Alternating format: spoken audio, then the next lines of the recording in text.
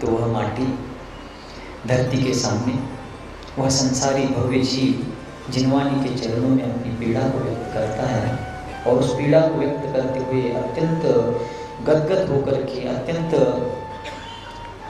आकुल व्याकुल होकर के, विभल होकर के व्यक्त भाव करता है कि स्वयं पतिता हूँ, अर्थात मैं अपने ही संक्लेश परिणामवश, अपने ही दुष्पुरुषार्थवश, दुर्पुरुषार्थवश इस संसार के बंधनों में उलझा हुआ हूँ, नाना प्रकार के कर्मों से घिरा हुआ हूँ और पतित दशा को अत्यंत नाना प्रकार के हीन पर्यायों को आज तक प्राप्त कर चुका हूँ।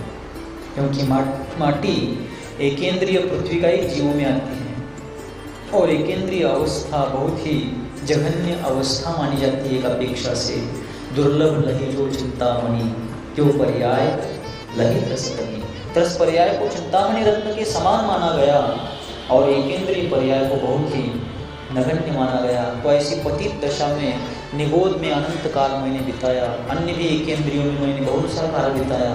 ऐसी पतन अवस्था को, पतित दशा को, अत्यंत हीन अवस्था को मैं प्राप्त हुई थी और पातीता हूँ औरों से। और मेरे ऐसी पतित दशा देख करके अन्य लोगों ने मुझे और भी गिरा दिया। अन्य लोग मुझे बहुत ही हीन समझने लगे, तुच्छ समझने लगे, मुझे बहुत ही नगण्य समझने लगे। उनकी नज़रों में मैं अछूता या अछूत, जिसको क्या कहते हैं, जो दूसरों के द्वारा छूने लायक भी नहीं है, ऐसा उन लोगों ने मुझे समझा। किन लोगों ने समझा? समझने वाले भी कौन हैं? अधम पापियों से पद दलिता हूँ। मेरा दलन करने वाले, पैरों के पग तले में मुझे रौंदने वाले कौन हैं?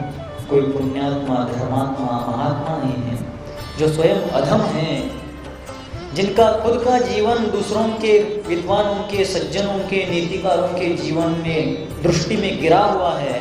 ऐसे अधम पापियों ने मुझे पद दलिता किया है।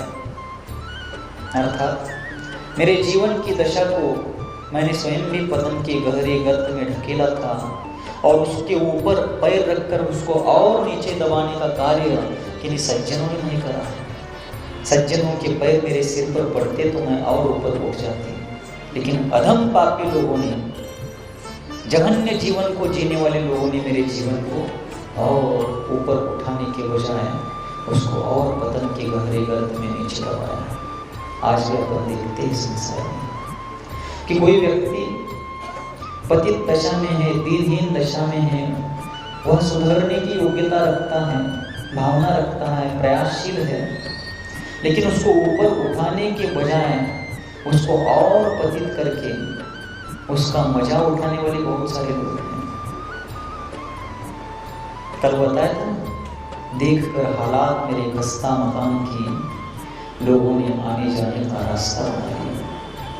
यह दुनिया की रीति है, यह दुनिया की नीति है। और माटी कहती है, ऐसे लोगों ने मुझे और पतित बना दिया। सुख मुक्ता हूँ, दुख युक्ता हूँ, तिरस्कृत त्यक्ता हूँ।